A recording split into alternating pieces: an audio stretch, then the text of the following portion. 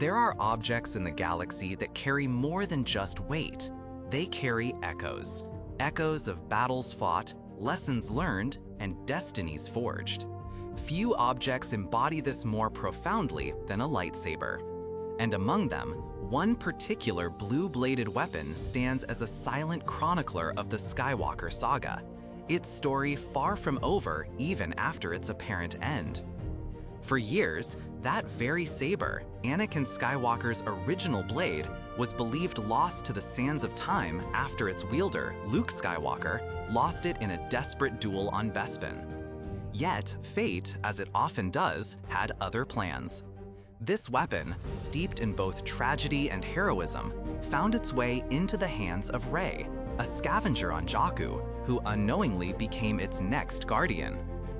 What's often overlooked amidst the grand adventures is the profound understanding Luke Skywalker possessed regarding these elegant weapons.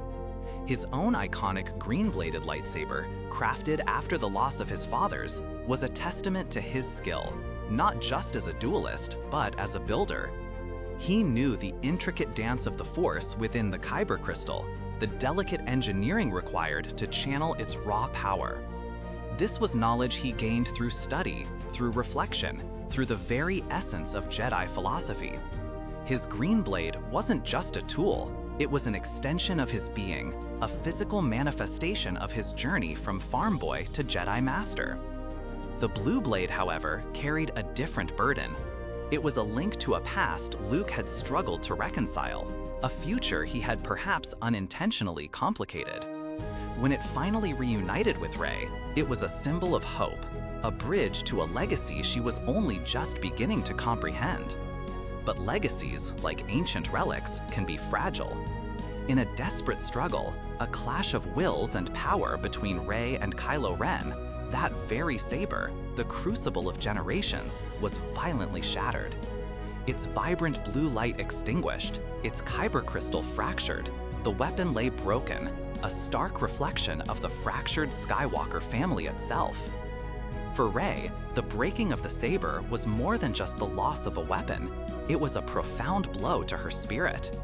It felt like the final severing of a lifeline, the end of a lineage she had only just touched. Retreating to the secluded sanctuary of Ahch-To, among the ancient Jedi texts, she sought not just answers, but solace. Within those time-worn pages, she found not only the history of the Jedi, but also the deep secrets of the Kyber crystal, how they bonded with their wielder, how they could be attuned, and, crucially, how they could be healed. This was not a simple repair of electronics and metal. This was a process demanding a profound connection to the Force, an empathetic resonance with the very heart of the crystal itself. Rey poured herself into this task, drawing upon her burgeoning understanding of the Force, her unwavering hope, and the deep, silent wisdom gleaned from those ancient Jedi Masters. She didn't just fix it, she understood its pain, its history, its essence, and through that understanding, she began to mend. This act of reforging and healing the Kyber crystal was a powerful echo of Luke Skywalker's own profound journey. After the initial euphoria of defeating the Empire, Luke faced his own shattering moments. His attempt to rebuild the Jedi Order crumbled, his faith was tested, and he retreated, burdened by guilt and despair. Yet, in his final acts, he chose not to dwell in the brokenness, but to confront it, to heal the past not through violence, but through wisdom and sacrifice. He healed his relationship with his father's legacy, not by rejecting it, but by embracing its complexities, both the dark and the light. Rey, in healing the shattered Kyber crystal, mirrored this profound spiritual journey. She wasn't merely repairing an artifact, she was engaging in an act of profound restoration. She took the shattered pieces of a legacy, one that had been fractured by generations of conflict and emotional turmoil, and through her will and her connection to the living force, she made it whole again. The weapon that was once a symbol of division and loss became in her hands a symbol of repair, of unity, of rebirth. The newly reforged lightsaber, once again blazing with its familiar blue hue, was more than just a functional weapon. It was a testament to resilience, a symbol that even the most deeply broken things can be made whole again through intention, wisdom, and the guiding hand of the Force. It represented the Skywalker legacy, not a burden of past mistakes, but as a living, evolving tapestry that could be rewoven, its frayed threads repaired by a new generation.